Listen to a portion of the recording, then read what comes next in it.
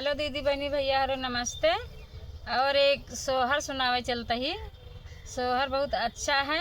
अब भैया हरो अच्छा लगा करे तो लाइक कमेंट शेयर करा हमारे चैनल का आगे बढ़ावा करा सब मिला।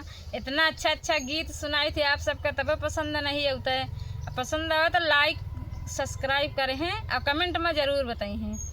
मची यही बैठी हैं गौरा हो तो सिउ सेयरा जी कर सिउ सेयरा जी कर हो मोर बुआले हमारे होरिला व कैसा धो होरिलवा हम लिया बै हो होरिलवा हम लिया बै हो मोरे भुआले हमारे होरिला व कैसा धो ललनवा हम लिया बै हो ललनवा हम लिया बै हो।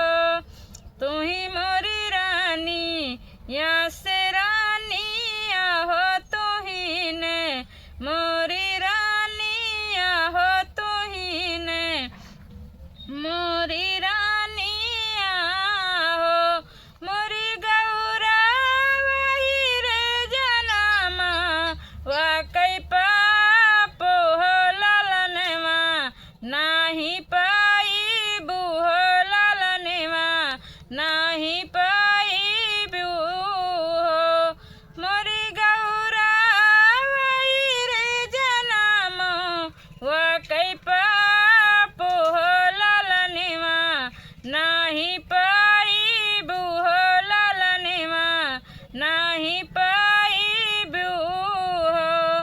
जब मैं काशी बनारस हो प्रियग बेने माधव हो प्रियग बेने माधव हो मोरे बुआले वही रे जनामा वा कई पाप हो छिमिते काइयाऊ बै हो छिमिते काइयाऊ बै हो मोरे बुआले वही रे जनामा वा कई पाप हो छिमिते काइयाऊ बै हो ललाने हम पाऊ बै हो।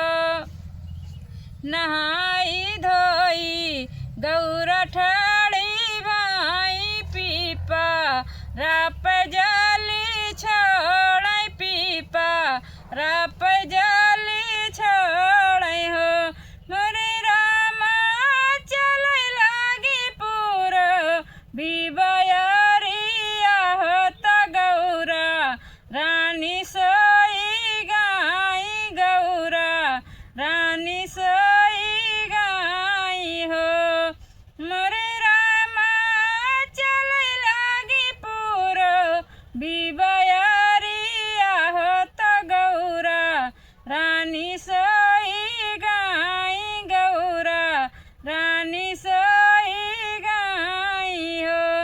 सोई सोई गौरा जा गई हो सपना एक देखई हो सपना एक देखई हो मोरे बुआले सपने के करा हूँ विचार हो सपने बड़ा सुंदर हो सपने बड़ा सुंदर हो मोरे बुआले सपने के करा हूँ विचार हो सपने बड़ा सुंदर हो सपने बड़ा सुंदर हो।